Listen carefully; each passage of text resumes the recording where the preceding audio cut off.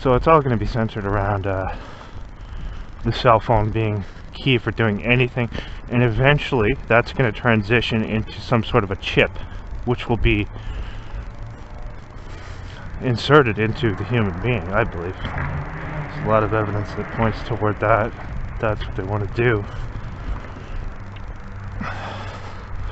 But first it's the cell phone, just to get you used to that process.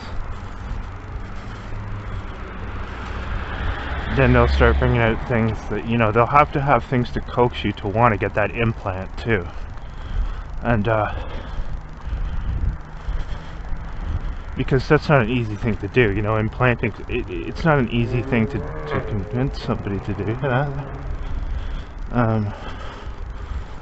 Implanting something under somebody's skin is not, you know, people are going to get squeamish when you start talking about that, and rightly so. So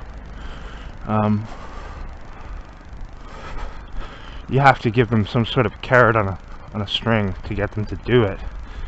And I think it'll be some sort of situation where, like, first of all, if you lose your phone, they're going to be like, well, at least you always have this, right? You could lose your phone, you could drop it or whatever. But there are going to be other perks to get people to do it too. But that's in the future. That's not right away. Right now, they want to do everything through the phone. They're transitioning to that. It's going to be the QR code is going to play a huge role in that. That's why all these people who are trying to normalize the QR code, people who claim to be like truthers, who are trying to normalize that by putting that out there, you can see what they're really about. Anyone who's trying to normalize that thing is controlled and part of the system. It's that simple. The whole system revolving around the QR code in the phone is going to be first implemented. And then down the road, it's going to be a chip implanted under your skin, or under the skin of those who acquiesce. And you have to acquiesce. They're not going to force you to do it. But what they will do, they're not going to force you at gunpoint to do it. Not yet, anyway. But what they're going to do is take away your ability to do anything if you don't acquiesce. So you're either going to give away materialism. It could force people into homelessness, destitution. Or you're going to acquiesce and take this chip under your skin. It's not right away. Again, it's not right away. They're going to get you used to it by having the phone be the thing that you use for everything first. That's how it starts. That's how the whole mark of the beast system starts. And they're going to do everything they can with campaigns to discredit people who talk about that and say it's crazy or whatever. But you know it's not. All you have to do is look around you, look at what they're doing. Look at how fast they're moving with this stuff. It's going to be during the lifetime of Gen Xers, I think, that they're already going to have that chip under the skin will take place. Probably, I don't know, who knows how long I have, but I think it'll take place during my lifetime. I don't think it's that far off. But first it's the phone. It's the normalization of using the phone to do everything. They're already getting you to do that now. I mean, if you look around, where can you go anywhere where you don't see somebody holding up a phone? Unless you go to some really secluded rural area. Even there, you're going to see it a lot. So that will transition into... First, they'll put out propaganda normalizing it. They'll have to give you something to make people want to get that chip under their skin, because that's a big step to take. Even with people who are so brainwashed as what you see today, getting something like that is still, you still have to, you know, they're going to have to coax and cajole them a little bit more. There's going to have to be some benefits, and some materialism will come into play, as it always does with these things. Things you can have, perks, and that's going to be used to coax people to get that implant, but it's not right away. First, they're going to utilize the system with the phone. It's already pretty much in place.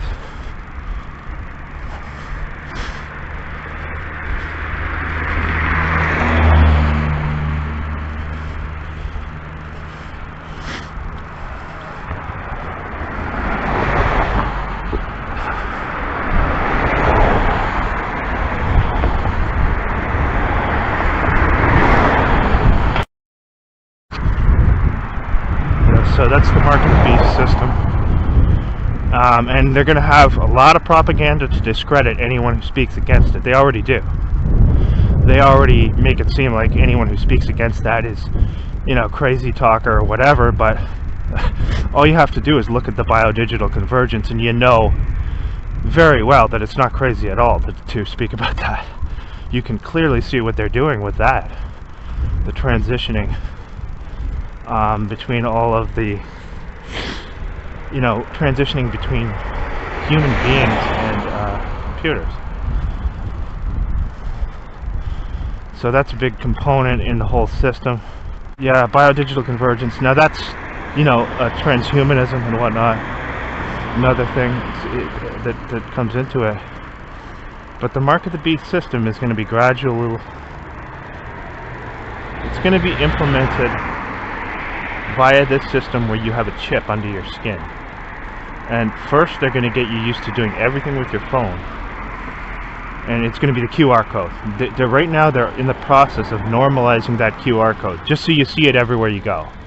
That's just subconsciously programming you to normalize that. You have to recognize that. It's very important because they have all kinds of people, even people who claim to be about the truth, are putting that QR code out and normalizing it. They're not about the truth at all if they're doing that and not telling you what it is. It's not just a system where you can donate money to whatever online person you want to, although that's what they'd have you do. They're having it out there to get people used to it, and they're told specifically what to do. All these fake truthers, they're told exactly what to say and do. They're slaves to the system too, and 95% fake truthers out there too, on all these sites. So they're going to normalize the QR code, just like your shills on the left and the people who push all the wild, crazy agendas, but are openly telling you they're pushing the agendas. They're not hiding it, right? Those people of the far left people, they're not hiding what they're doing. They're just coming right out and telling you, and they're promoting that QR code too. So think about that, and think about how these people who supposedly are like truthers online are also normalizing that QR code. It's very nefarious, that system.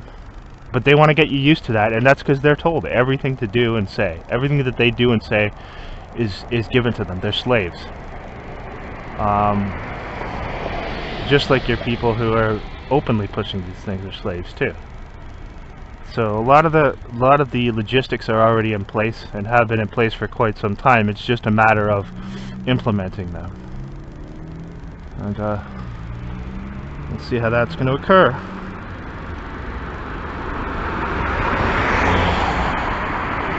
But yeah, the QR code, I see that everywhere, literally everywhere. Now they're not forcing you to use it for everything yet, but they're going to.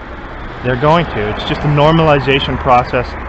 They're subconsciously programming you, getting you used to seeing it, so you've accepted seeing it. It's become normalized. That's what they're in the process of now. They already are having you use it for a lot of things, but it's not mandatory yet. It's going to become mandatory. Rest assured, it's going to become mandatory. And then you're going to have to carry your phone literally everywhere to do anything. If you want to buy something, you're going to have your phone. I think by 2030 it'll be implemented. I think by 2030 that'll be in place. Now the other thing with the microchip under the skin, that's going to take a little bit more time, I think. I don't know necessarily that that'll be in place by 2030. It could be. It's possible, but certainly the QR code is a part of this whole thing, and anything you see like that where it's all around you, they're putting it out, they're just trying to normalize. It's the same thing with that symbol of the one eye, the all-seeing eye. You see one eye symbolism all around, and it just seems like, they'll put it in advertisements, they'll put it in that little area where you enter your password and make you think it's just to see the password. It's not. It's to normalize that symbol, the one eye symbol. It's normalizing that, and that is, a major symbol for them. The Eye of Horus, Eye of Ra, whatever you want to call it, all-seeing eye, various different names. But again, there's a subconscious programming process, a normalization process of that. They can't come out and tell you anything they're doing with these things because it's extremely nefarious. So they have to program you and deceive you into accepting these things.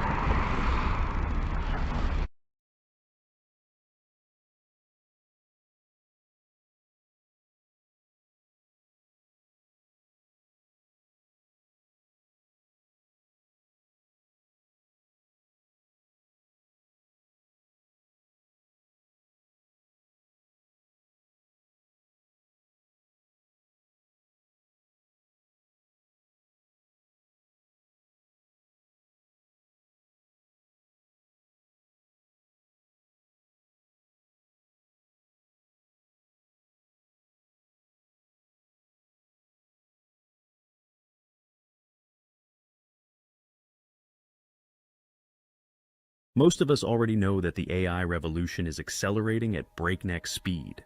But what's coming next will make everything we've seen so far look like child's play. In this video, we're pulling back the curtain on AI 2.0, the next generation of artificial intelligence that's about to reshape our world in ways most people aren't prepared for. We're about to enter an era where the line between human and machine intelligence becomes increasingly blurred. But first, let us explain. What is AI 2.0 and what does it even mean? AI 2.0 represents the next evolutionary leap in artificial intelligence. Unlike current AI systems, which are typically narrow in their capabilities, AI 2.0 aims to create more versatile, powerful, and human-like artificial intelligence. This new generation of AI will combine advanced machine learning techniques with breakthroughs in areas like quantum computing, neuroscience, and robotics. The result? AI systems that can reason, learn, and adapt in ways that closely mimic and potentially surpass human cognition. AI 2.0 isn't just an upgrade, it's a fundamental reimagining of what artificial intelligence can be and do. With that said, here's what we can expect from the next wave of AI. 1. Quantum supremacy meets AI. Remember when Google's quantum computer solved a problem in 200 seconds that would take a classical supercomputer 10,000 years? That was just the beginning. AI 2.0 is set to harness quantum computing's mind-bending potential, creating systems that can process and analyze data at scales we can barely comprehend. Imagine an AI that can simulate complex molecular structures in seconds, revolutionizing drug discovery and materials science. Or picture a financial AI that can analyze global markets in real time, predicting economic trends with uncanny accuracy. But here's the kicker. Quantum AI won't just be faster, it'll think differently. These systems will be able to explore multiple possibilities simultaneously, finding solutions to problems we didn't even know existed. The implications? A new era of scientific discovery, technological innovation, and economic forecasting that will leave our current methods in the dust. 2. The rise of embodied AI. Forget chatbots and virtual assistants. AI 2.0 is stepping out of the digital realm and into the physical world. We're talking about robots and machines that don't just process information, but interact with their environment in real time, learning and adapting on the fly. Boston Dynamics' Atlas robot can already perform parkour and complex acrobatics. Now, imagine that level of physical capability combined with advanced AI that can reason, plan, and make split-second decisions based on its surroundings. These embodied AIs won't be confined to controlled environments. They'll be working alongside us in factories, hospitals, and even our homes. They'll have the dexterity to perform delicate surgeries, the strength to assist in disaster relief, and the adaptability to care for the elderly. But this physical presence raises new questions. How will society adapt to these new co-workers? What new safety protocols will we need? The answers to these questions will shape the future of human-AI interaction. 3. Emotional intelligence, the new frontier. AI 2.0 isn't just about processing power or physical capabilities. It's about understanding and responding to human emotions in ways that feel genuinely human. Current AI can already detect basic emotions from facial expressions and voice tone. But the next generation will go much further. These systems will be able to pick up on subtle cues in body language, understand context, and even predict emotional responses. Imagine an AI therapist that can provide personalized mental health support, detecting signs of depression or anxiety before you're even aware of them. Or consider an educational AI that can tailor its teaching style to each student's emotional state, ensuring optimal learning outcomes. But this emotional intelligence comes with ethical concerns. How much should AI know about our inner lives? Where do we draw the line between helpful support and invasive monitoring? These are questions we'll need to grapple with as AI becomes an increasingly intimate part of our lives. 4. The biodigital convergence. Here's where things get really sci-fi. AI 2.0 isn't just mimicking biology, it's merging with it. We're entering an era of biodigital convergence, where the boundaries between artificial and biological intelligence start to blur. Neuralink, Elon Musk's brain-computer interface company, has already demonstrated a monkey playing Pong with its mind.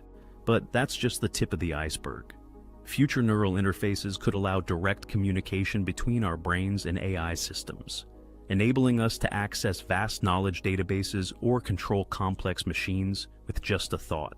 On the flip side, we're also seeing AI systems that are inspired by and even incorporate biological elements.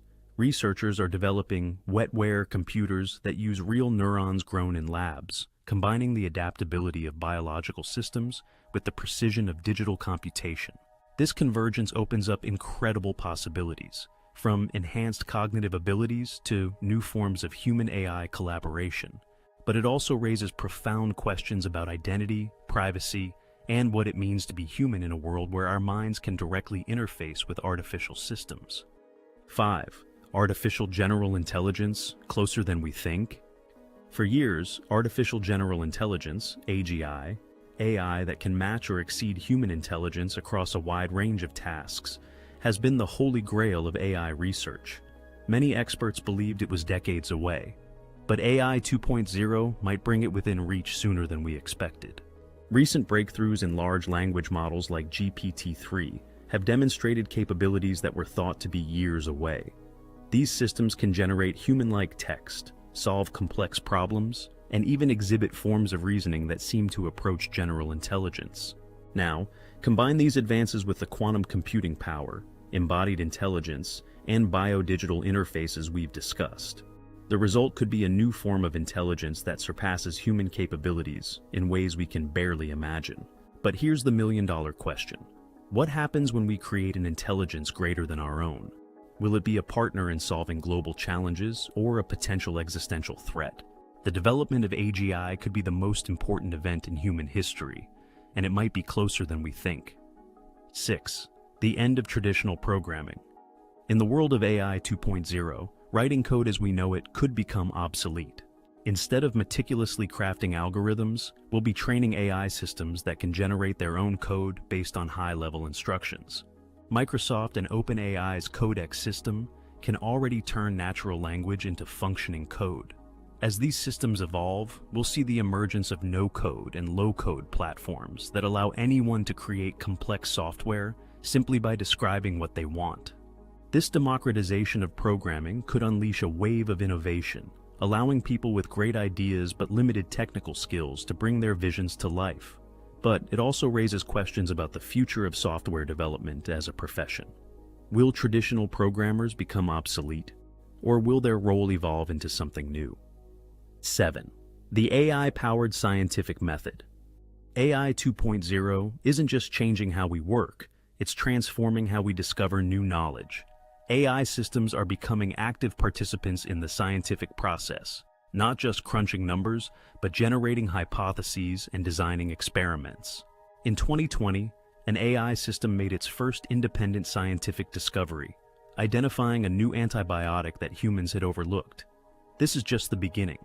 Future AI could analyze vast datasets across multiple scientific disciplines, identifying patterns and connections that human scientists might never notice. These AI scientists could accelerate the pace of discovery in fields like medicine, climate science, and physics. They could help us unravel the mysteries of dark matter, find cures for diseases, or develop new sustainable technologies. But this raises important questions about the nature of scientific discovery. How do we verify AI-generated hypotheses? What happens to human intuition and creativity in science? The answers will shape the future of human knowledge. 8. The ethics of superintelligence. As AI 2.0 approaches and potentially surpasses human-level intelligence, we face unprecedented ethical challenges. How do we ensure that these powerful systems align with human values and priorities? This isn't just about preventing AI from harming humans. It's about defining what we want from these superintelligent systems. Should they prioritize human happiness, economic growth, environmental sustainability? These are deeply philosophical questions that we need to grapple with now, before the technology outpaces our ability to control it. Some researchers are working on AI alignment, developing methods to ensure AI systems pursue goals that benefit humanity. Others are exploring the idea of ethical AI that can reason about moral issues. But here's the catch. We're trying to create systems more intelligent than ourselves, while ensuring they behave in ways we deem ethical. It's a challenge unlike anything humanity has faced before, and the stakes couldn't be higher. 9. The new economics of AI. AI 2.0 won't just change how we work, it'll fundamentally reshape our economic systems. As AI becomes capable of performing more complex cognitive tasks, we're looking at a future where machines could theoretically do most jobs better than humans. This could lead to unprecedented productivity and wealth creation, but it also raises critical questions about income distribution and the very nature of work. Some economists predict we'll need to move towards universal basic income systems to deal with widespread job displacement. But it's not all doom and gloom. AI 2.0 could also create entirely new industries and job categories we can't even imagine yet. The key will be adapting our economic and educational systems to prepare for this radically different future. 10. The AI singularity. We've explored how AI 2.0 is pushing the boundaries of what's possible, but some experts believe we're approaching something even more profound: the technological singularity. This is the hypothetical point where AI becomes capable of recursive self-improvement, entering a runaway cycle of intelligence growth that quickly surpasses human comprehension. From that point on, the future becomes impossible to predict. Proponents of the singularity, like Ray Kurzweil, predict it could happen as soon as 2045. Others believe it's an overblown concept. But as we've seen, the pace of AI development is accelerating rapidly. Whether or not a true singularity occurs, it's clear that AI 2.0 will bring changes that will fundamentally alter our world. The question is, are we ready for it? If you have made it this far, let us know what you think in the comments section below. For more interesting topics, make sure you watch the recommended video that you see on the screen right now. Thanks for watching. While the debate over Neuralink continues, the company has already achieved impressive success with its first 2 human trials. The implantation of a chip in the 3rd patient will soon begin, with Elon confirming that a total of 10 implants are planned for this year. The 3rd patient is set to receive telepathy through the newly approved chip technology, with a procedure expected to take place next month if everything stays on schedule. While Neuralink's telepathy product is primarily designed for motor function restoration and control, it's the Neuralink blind sight that really captures our attention. This type of chip has the potential to change the world and transform the future for numerous patients. Today's episode will provide the latest updates on human trials and explore how Neuralink is working to restore vision. Welcome to Tesla Car World. 1. Neuralink Human Trials Update. Before briefly discussing the plans Neuralink will undertake with the 3rd patient, we want to give you an overview on the first 2 patients, in case you missed any of those details. Your first patient, Nolan Arbaugh, was the pioneer of the company's human trials after getting FDA approval. Nolan Arbaugh, 29, lost his ability to move at the age of 22 due to a sudden diving accident in an artificial lake during a summer camp in Pennsylvania. Although initially people thought his injury was due to jumping from a height, the reality is that he had run into the lake with friends and felt something hit him. After waking up face down in the water and realizing he couldn't move, Arbaugh became a quadriplegic. We feel like the accident was a nightmare because it all happened so quickly. Fortunately, he retained cognitive function and was able to perform many tasks primarily using a mouth stick, a specialized assistive device for quadriplegics. After many years of treatment, he applied to participate in the Neuralink trial as soon as the company announced they were seeking their first patient. Nolan received the first-gen Neuralink chip in January of this year. Shortly after the implantation, Nolan showed excellent recovery results and was able to control the mouse on his screen only by thinking. He even played chess and posted on X with the help of Neuralink, as announced by Elon on X. However, trouble struck just a few weeks after Nolan got the chip. His chip malfunctioned as nearly 85% of the threads on it retracted from the brain tissue, leaving only 15% operational or actually working. This caused Nolan to be terrified and even brought him to tears when he stopped getting signals from his brain.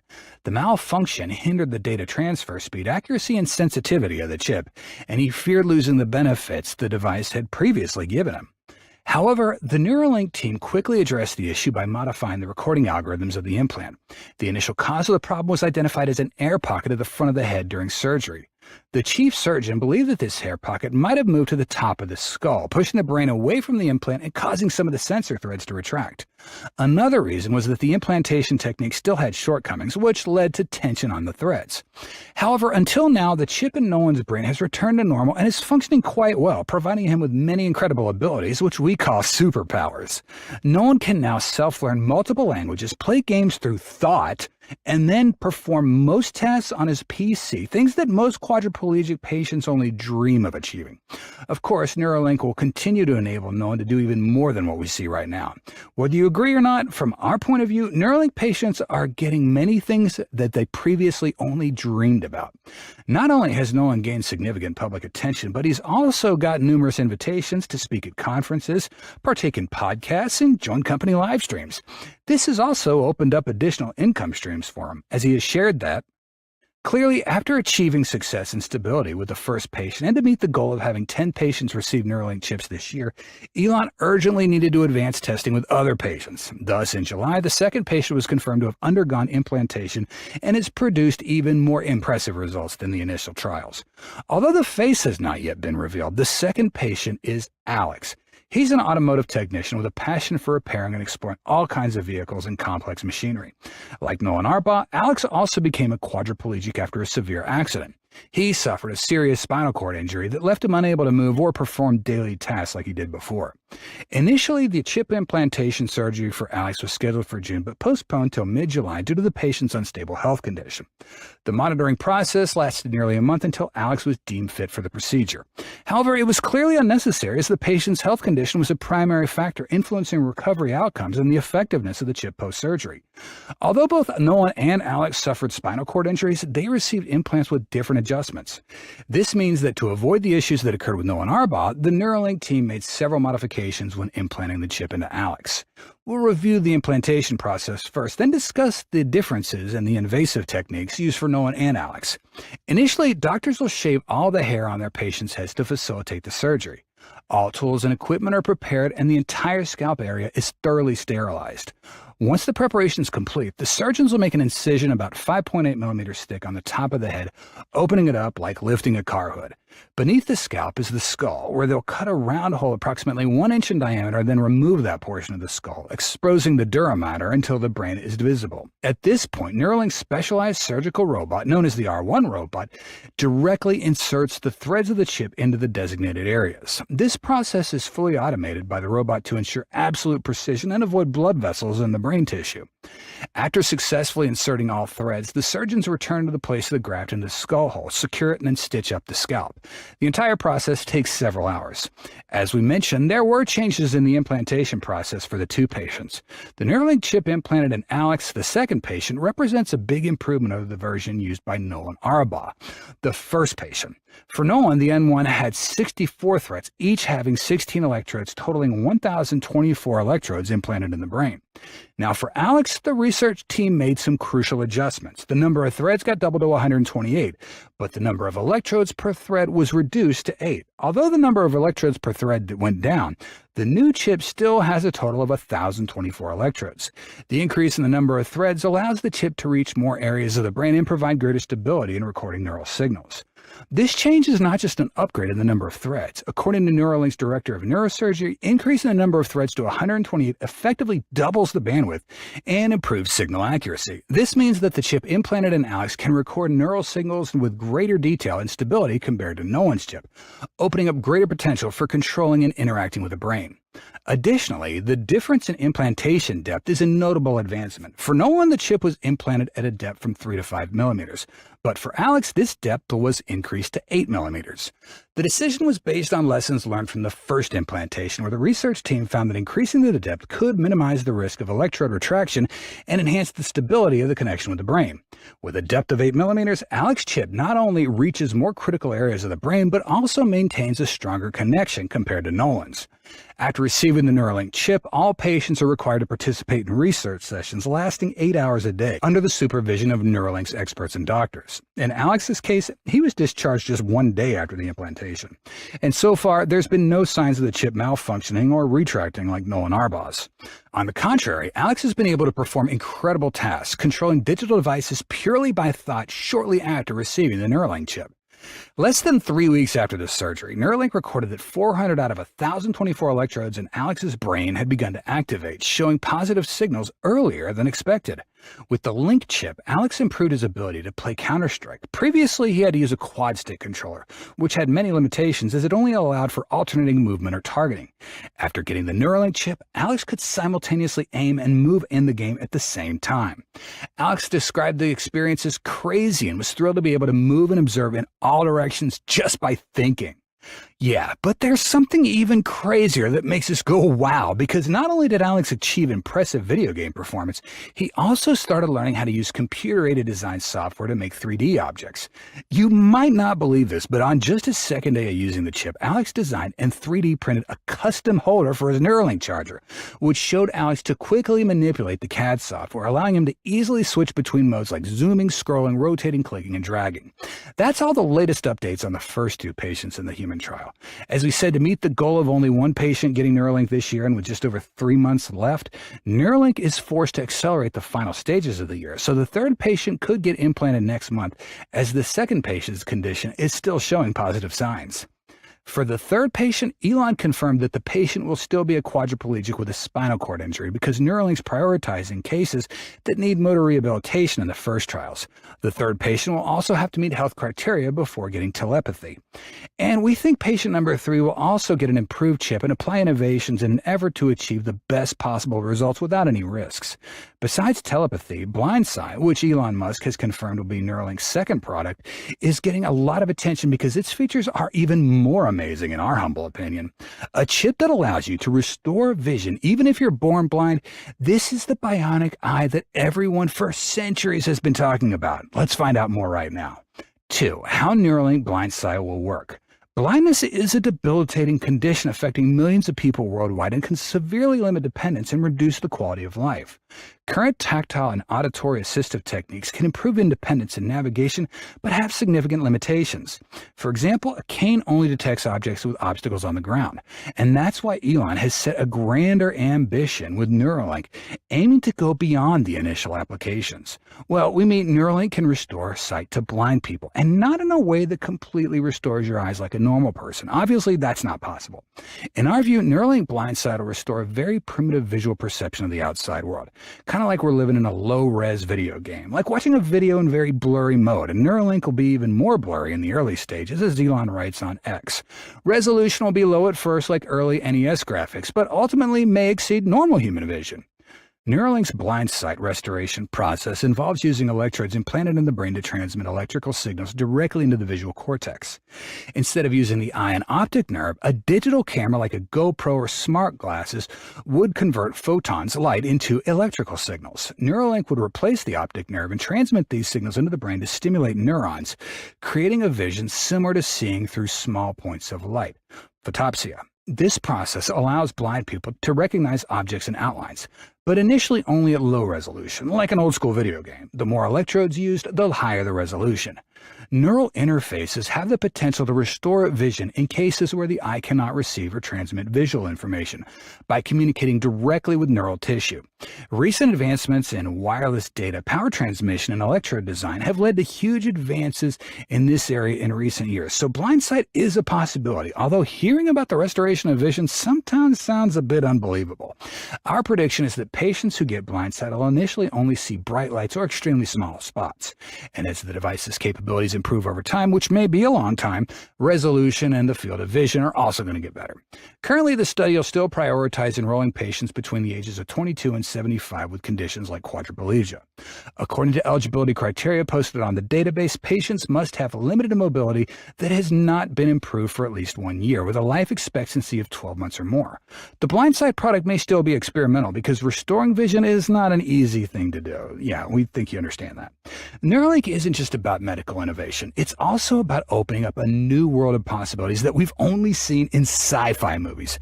It is hard to believe, but Elon is envisioning a future where humans can not only heal, but also achieve superpowers. Yeah, you gotta say, that is pretty exciting. We can't help but think about telepathic communication. Imagine being able to convey your thoughts without saying a word, faster than any conversation we've ever had. Okay, initially, Neuralink focused on helping people with neurological problems recover and improve their lives. Elon has since mentioned that the company is going to focus on expanding from restoring vision of the blind to curing paralysis or treating memory loss by saving memories, which would be truly groundbreaking in history if successful. But Neuralink's ambitions don't just stop there. Elon believes that with technological advances, we can speed up communication between human and machines up to 100 times. This will not only create great strides in medicine, but also change the very way we live and interact each day. Stories like Alex's, the second person to get implanted with a Neuralink brain chip and use this technology to develop himself, doing things he usually dreams of, you know what? That is clear proof of Neuralink's limitless usefulness. In a conversation with Lex Fridman, Elon also outlined a vision where people are going to have superpowers like talking through robots, using robot parts for quadriplegia, all thanks to Neuralink. And that really excites us. It's not just technology, but the future of experiences we never thought possible. Elon also believes that Neuralink could help humans expand their memories, upload data directly into their brains, and even develop new senses. It sounds like the Matrix, right? The ability to see infrared or ultraviolet light. Imagine having senses that currently only special animals or advanced devices have. Yeah, this superhuman vision really does have us on the edge of our seats. But of course, with every great leap forward, there's always challenges we have to overcome. Safety is a constant theme for Elon and Neuralink, and rightly so. The road's not easy. However, what we're seeing now gives us a glimmer of hope that a future where humans merge with AI is not that far away. It's closer than we think, and the change with artificial intelligence will make a dramatic difference in our lives. It's hard to believe, but it seems like we are about to enter a new era where what we once thought only existed in our imaginations is now becoming a reality. And with all the anticipation and excitement, we believe Neuralink will erase all the current controversies that the majority has about the company, and Elon will continue to bring new things to us in ways we never expected. What do you think about Neuralink's blind sight, and what do you expect from the company's next products? Thank you so much for watching this video about Neuralink. If you found the content helpful and want to learn more information about Tesla's electric cars and Elon Musk's other technologies, make sure you hit the like button and share this video. Also, be sure you're subscribed. Big subscribe button there. Just click that bell icon and you're guaranteed to never miss our latest videos, which we update once daily, sometimes twice a day. With that, we really appreciate your support and watching and listening to this video. Hope to see you comment down there and below, and hopefully we'll see you comment down there below, and hopefully we'll see you back here in the next video. Thanks again for watching. Take care, stay safe, and God bless you. Bye.